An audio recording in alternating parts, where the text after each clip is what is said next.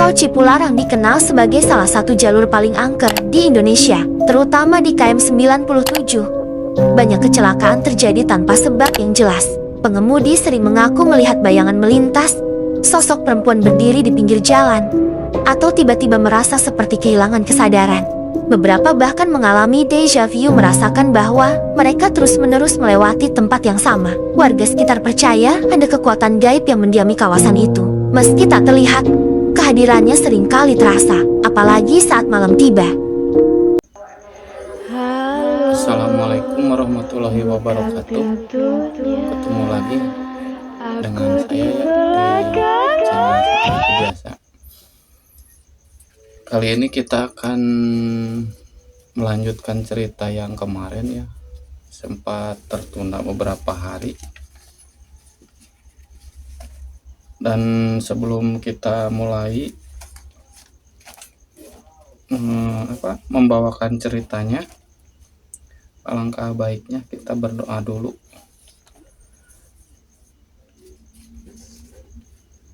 A'udzubillahi minasyaitonirrajim. Bismillahirrahmanirrahim. Alhamdulillahirabbil alamin. Wassalatu wassalamu ala sayyidina Muhammad wa ala alihi washabihi ajmain. Amin. Allahumma inna nas'aluka salamatan fid din wa afiatan fil jasadi wa jiyatan fil ilmi wa barakatan fi rizqi wa taubatan qoblal maut wa rahmatan indal maut wa maghfiratan ba'dal maut wa awinna alaina fi sakaratil maut wa najatana minan nar wal afwa indal hisab. Rabbana atina fid dunya hasanah wa fil akhirati hasanah wa qina adzabannar. Dan langsung aja ya kita ke ceritanya bersama narasumber. Cuman dia mintanya di privasi ya.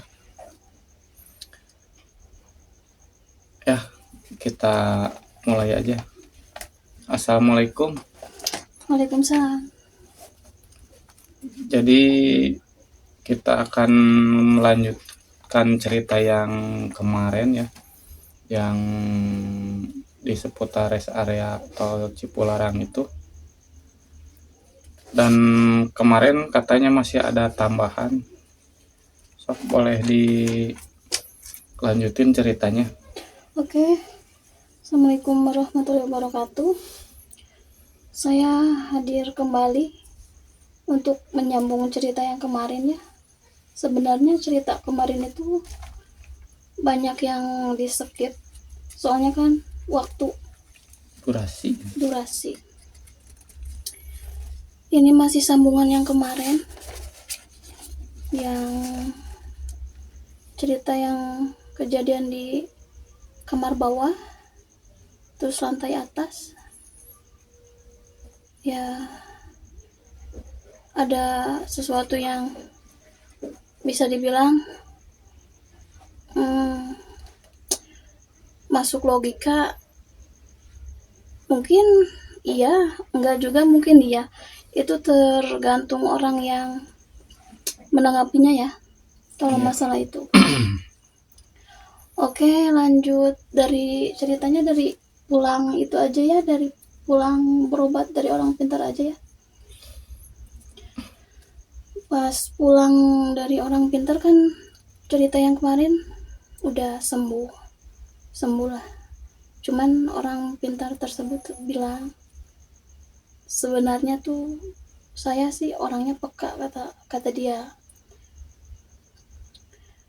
Dan saya lihat itu, kata orang pintar itu, memang ya sebangsa jin.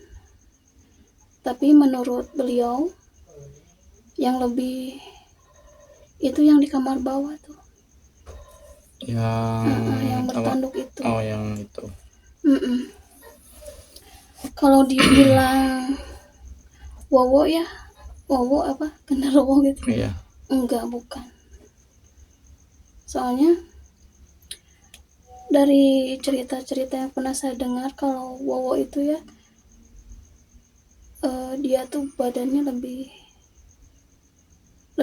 gede, tinggi gede, 3 sampai 2-3 meter, kadang lebih. Wowo tuh. Kalau Wowo itu kan yang pernah lihat ya, saya mah nggak pernah, juga nggak mau. Itu nggak ada tanduknya, jarang ada tanduknya. Ada yang pernah lihat tuh, kalau Wowo tuh tinggi besar badannya, terus berbulu, terus pasti matanya merah, pasti itu udah pasti matanya merah. Iya. Tapi kalau yang di kamar itu enggak, disebut badannya gede.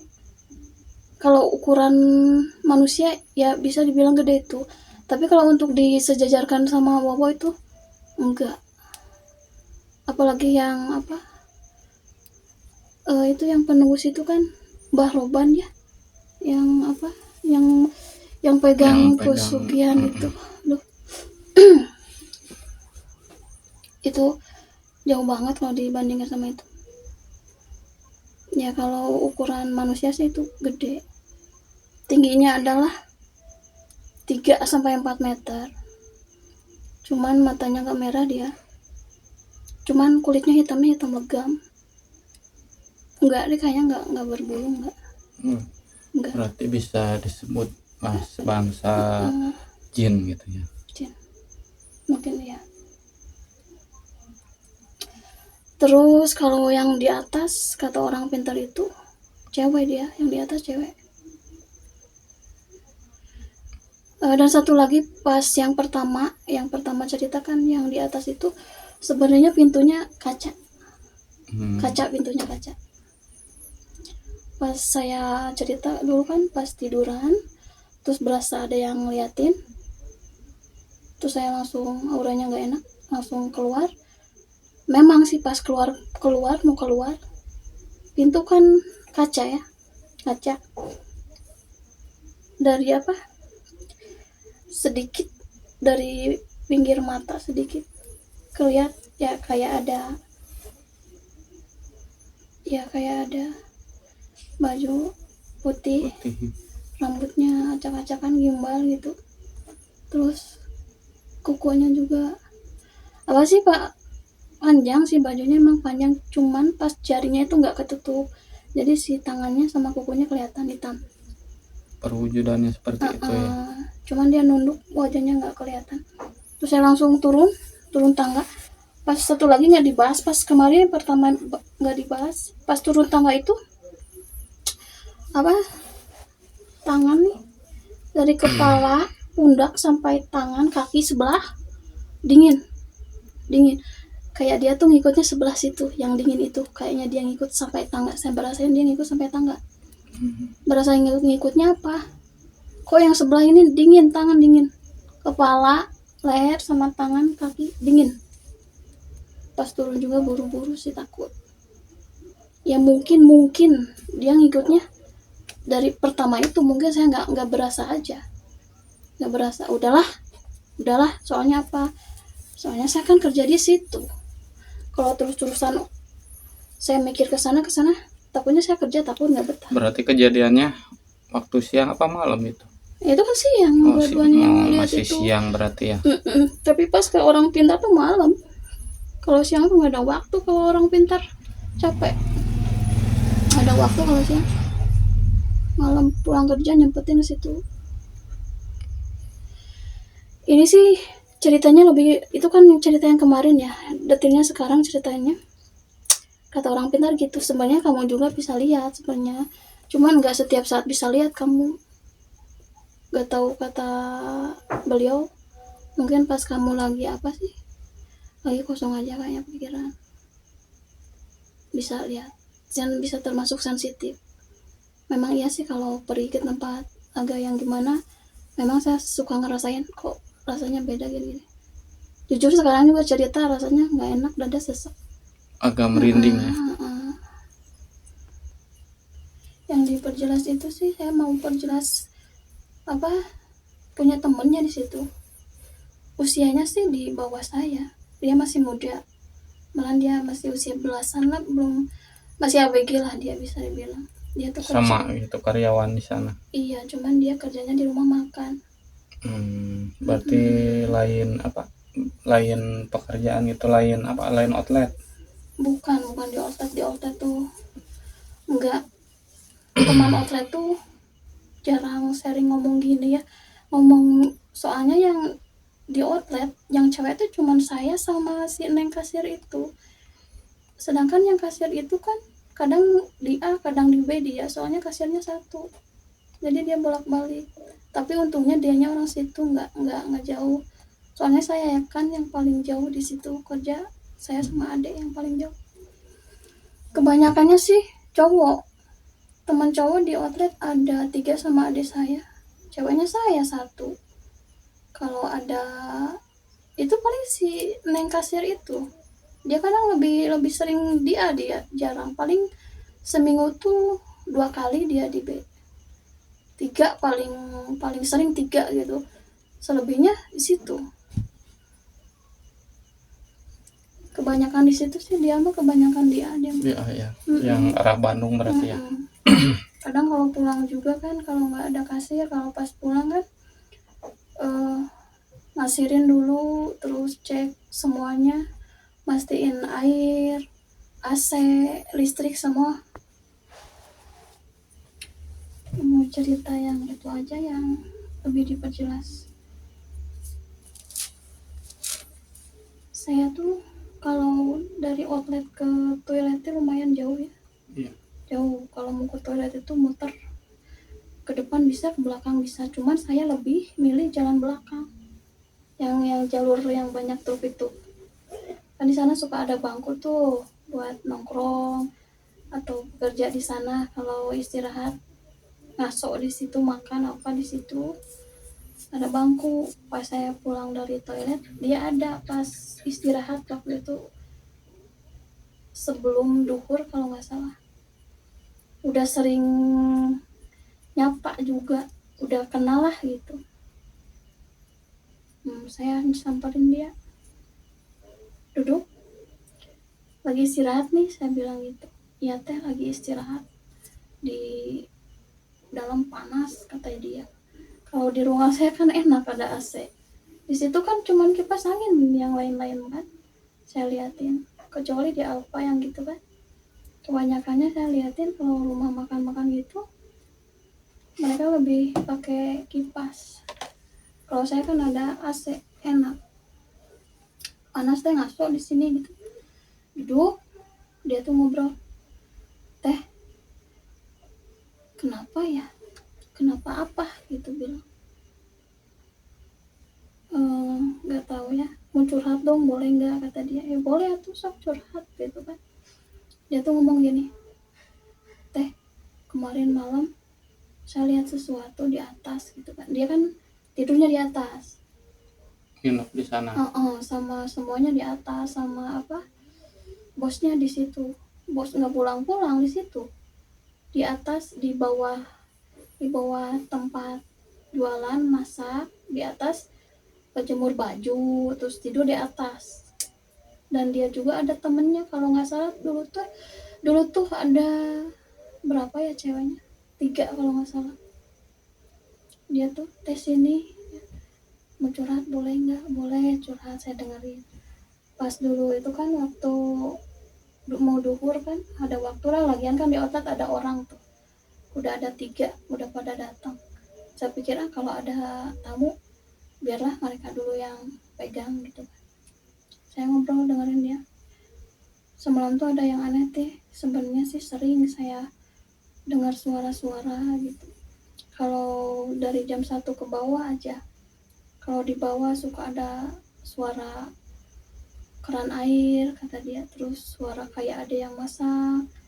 Pas ditengok juga nggak ada orang, liatin teman-teman di atas semua pada tidur, kata dia. Saya kan bilang, emang kamu pikir itu apa? Ya saya pikir itu tikus, kata dia. Tapi kok tikus sering? Tapi kok saya? Dia diem. Takutnya salah, kata dia. Kenapa? Jujur aja. Tapi dulu pernah saya lihat kayak ada cewek teh gitu kan, dia bilang. Cewek siapa? Mbak kamu kali, itu teman kerja. Enggak, saya kan mau ke toilet, lihat kan teman-teman ada di sebelah tidur, saya lihat cewek. Cuman yang anehnya itu bajunya itu identik sama yang gituan, kata dia. Apa? Iyalah kayak gitulah, kata dia. Ya dia ngomong tuh kayak yang saya lihat di atas. Sama ya. Oh, jadi saya kan mikir, oh berarti kata orang pinter saya sensitif, kadang-kadang ini juga ya bisa lihat yang gituan. Berarti benar. Berarti selain saya ada yang lihat. Dia terusin cerita, sebenarnya saya bisa lihat yang gituan teh, kata dia. Benar, kata saya. Benar, soalnya dulu saya sakit waktu SMP kalau nggak salah. Waktu masih sekolah, dia tuh sering sakit, terus sering kesurupan. Udah sembuh dari kesurupan itu, dia jadi bisa lihat yang gituan, kata dia. Tapi Ininya apa? Bisa disebutnya indigo gitu ya. mungkin indera keenamnya kebuka mungkin. Sebenarnya sih kita punya indera keenam, semua orang punya. Cuman ada yang aktif, ada yang enggak. Kalau kita bisa lihat yang gituan berarti cakranya aktif. Kalau udah bisa lihat yang gituan, aktif itu cakranya. Kata dia, tapi jangan bilang-bilang siapa, jangan bilang-bilang orang, kata dia. Udah teteh aja, soalnya saya curhat sama teman saya, takut kalau lihat teteh mah kan umur udah jauh dari saya, kata dia. Mungkin bisa lah kasih saran gimana, kata dia, soalnya saya takut teh. Saya diam di situ. Kok sama, saya bilang. Yang dia lihat tuh kok, yang dia ciri-cirinya gini-gini kok sama yang persis yang di atas tempat kerjanya gitu ya. Saya bilang, kamu sering lihat itu? Dibilang sering, bisa dibilang enggak. Kadang dalam seminggu bisa lihat 2-3 kali dia. Tapi saya mah cuma sekali doang yang di atas. Emang nggak tahu karena udah kejadian saya pas waktu itu ya, pas ke atas agak aneh, terus sekelebat lihat gitu. Saya kan nggak ke atas lagi saya. Tapi adik saya yang cowok kalau lagi nggak ada tamu, dia tuh lebih sering nongkrong di sana loh. Mama nggak tahu dia tuh gimana. Tapi saya mah takut dah. Kadang dia tuh nongkrong di tangga oke lah. Tapi kadang dia di sono, yang di atasnya, nggak tahu tiduran di kamar kayak di situ, nggak tahu tuh adek. Bodoh amat saya bilang. Mungkin dia mah nggak peka kali, nggak bisa ngerasain gimana kayaknya gitu. Makanya dia betah sering Iya ngomong kan, sama di beda atas. itunya, beda apa? Beda instingnya kan beda. Udah ini. Saya bilang sama adek, jangan main-main di atas apa-apa. Enggak, biarin aja. Suka-suka dia. Udahlah, nggak ini, ada yang penting aman, saya bilang gitu. Lagian kan biasanya kan kalau yang gitu, kalau nggak yang sama yang sensitif, dia nggak juga, enggak. Jarang dia juga. Jarang kasih tanda-tanda dia ada di situ, jarang. Kalau sama orang yang nggak sensitif sih jarang. Cuek-cuek aja. Yang nggak sensitif cuek sama makhluk gitu, ya makhluk gitu juga kalau nggak sama yang sensitif ya kayaknya aja. Udah gitu dia cerita lagi, terus ada lagi teh, katanya. Apa? Di bawah juga ada, katanya. Tapi di bawah beda bentuknya, kata dia. Yang di bawah gimana, saya jadi penasaran dong. Saya pikirnya gini, siapa tahu aja yang di bawah sama kayak yang di kamar. Saya pikirnya gitu. Benar ternyata. Kalau yang di bawah gini. Dalam hati saya bilang, kok sama yang di atas, sama yang di bawah sama. Terus yang diceritain sama orang pintar juga sama, itu ciri-cirinya seperti itu. Oh berarti ini benar anak. Udah bisa ngerasain ya.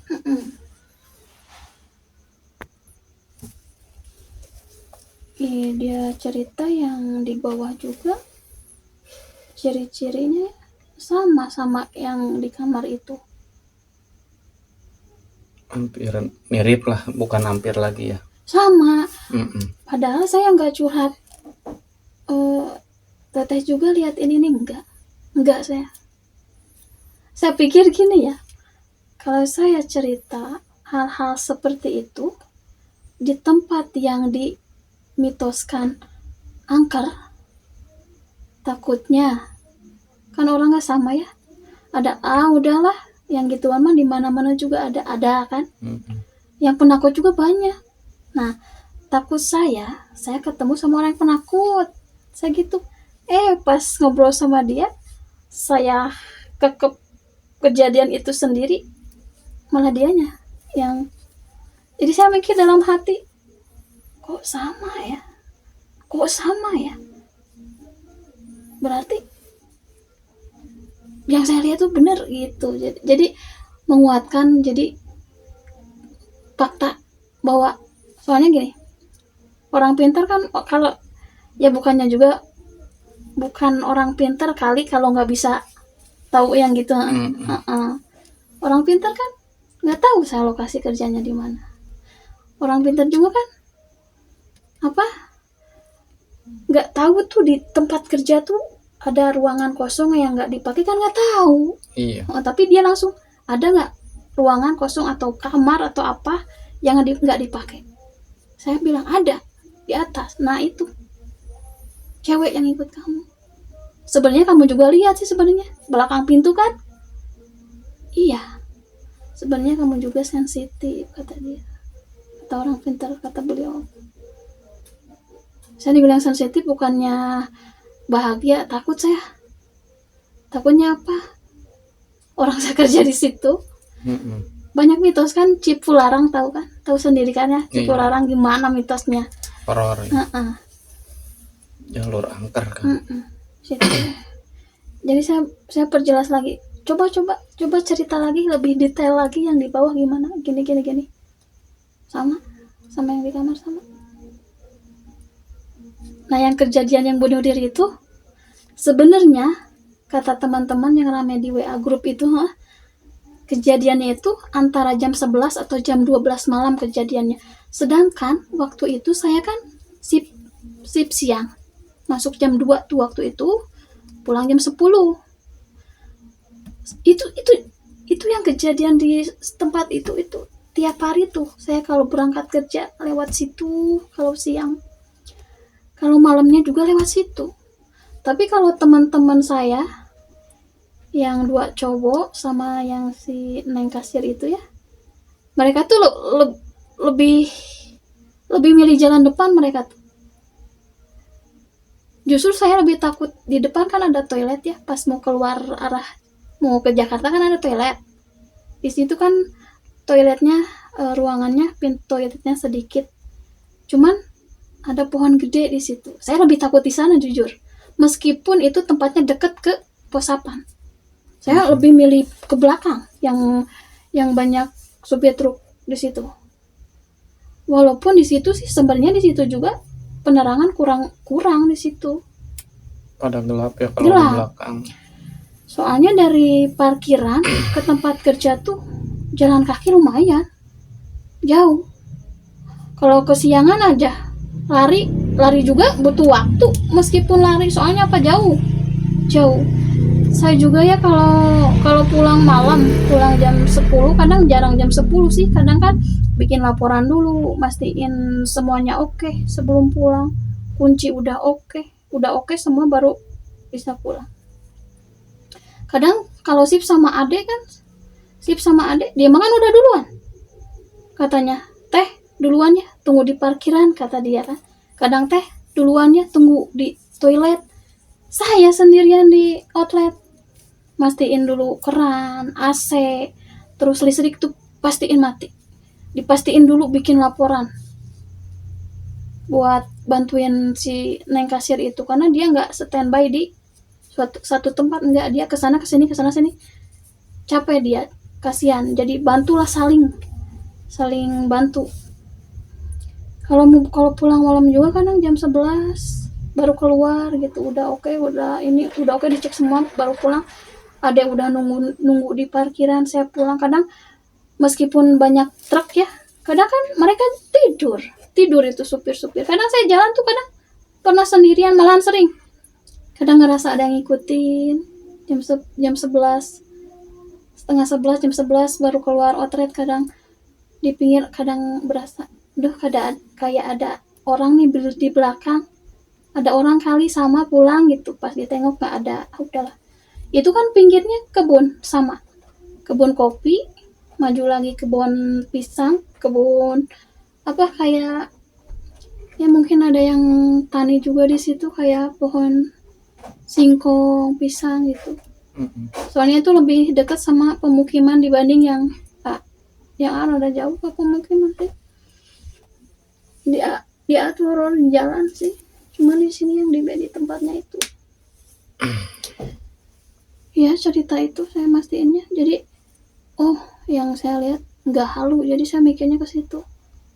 Saya juga sensitif meskipun nggak sering lihat yang gituan.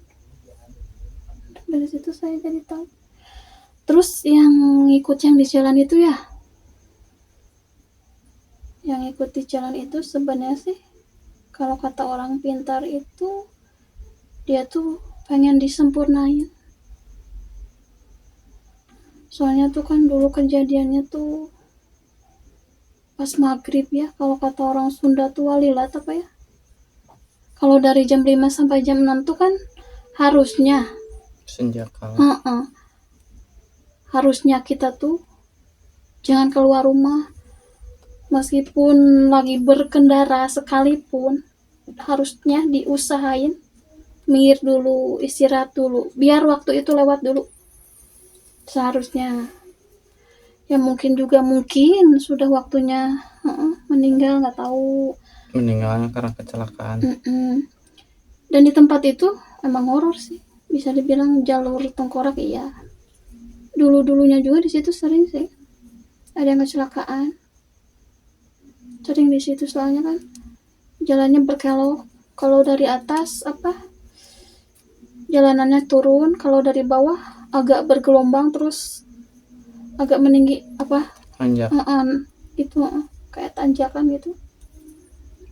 Kata orang pintar yang kalau yang di jalan minta disempurnain katanya. Soalnya pas kejadian meninggal di situ, diurus juga dari pihak rumah sakit. Jadi pas pulang tuh udah mau dikebumikan. Itu pas malam Jumat itu kejadiannya dulu. Pas malam Jumat terus hujan, pas maghrib. Jadilah ada kecelakaan itu. Kalau yang di jalan mintanya disempurnain. Udah sama orang pintar itu katanya udah disempurnain. Cuman pas waktu itu kata orang pintar juga sih sebenarnya yang ikut ke badan tuh nggak cuman itu aja. Ada.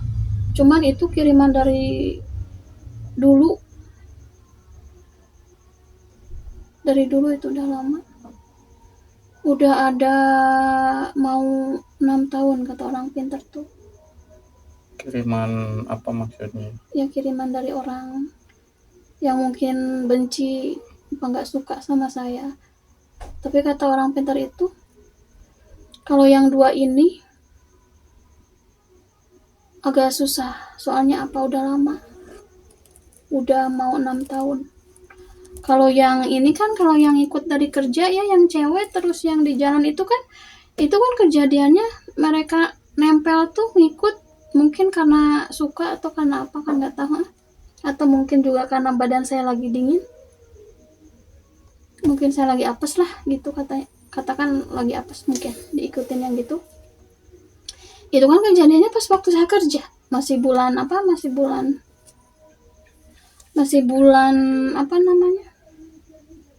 Februari, Maret April itu kejadiannya tahun ini. Kalau yang 2 itu kata orang pintar itu lama. Dibersihinnya juga harus bertahap, nggak langsung bisa bersih. Datang bersih enggak. Kalau yang itu hari itu juga alhamdulillah udah. Ya. Itu ceritanya. Cuman saya yang memang ya lihat penampakan gitu emang ya takut ada. Nggak nyangka iya bisa lihat gituan. Cuman yang menurut saya lebih horor tuh kejadian yang itu, yang lompat itu, soalnya apa, jadi sebelum dia lompat tuh saya bayangin ya, sebelum dia lompat itu mungkin dia juga ada kan di lokasi itu tuh orang tersebut pasti ya. Iya. Jadi kebayang dong.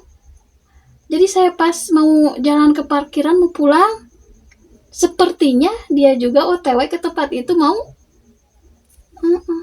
Mau bundir gitu mau ya. diskon umur dia. Wow, kata saya. Kayaknya aku bayangin. Itu sih. Ya, udah itu ceritanya. Iya. Tapi kalau ada waktu, sebenarnya sih saya banyak koleksi cerita horor pribadi, banyak sebenarnya. Tapi ini kan nyambung yang kemarin aja ya. Iya. Biar Klarifikasi ya. biar diperjelas. Jadi saya juga benar ternyata di rest area terus yang namanya Cipularang tuh horor teh bener. Jadi nggak cuma cerita. Soalnya saya juga ngalamin sendiri, dan yang lihat juga nggak cuma saya, itu teman saya yang itu tuh. Berarti ada orang lain juga berarti, ya yang lihat gitu. Jadi kuat. Berarti iya, percaya saya. Iya, benar itu Cipularang tuh benar horor. Iya, benar. Nah, begitu kira-kira ceritanya ya, cerita horornya. Dan mungkin di lain kesempatan kita akan review ya tempatnya. Terus ya nanti kita akan review Gunung Hejonya ya sekalian ya. Nah, kebetulan nggak terlalu jauh. Mungkin nantilah kalau udah ada waktunya. Ya mungkin ceritanya sampai di sini dulu ya. Nanti kita lanjutkan lain ceritanya.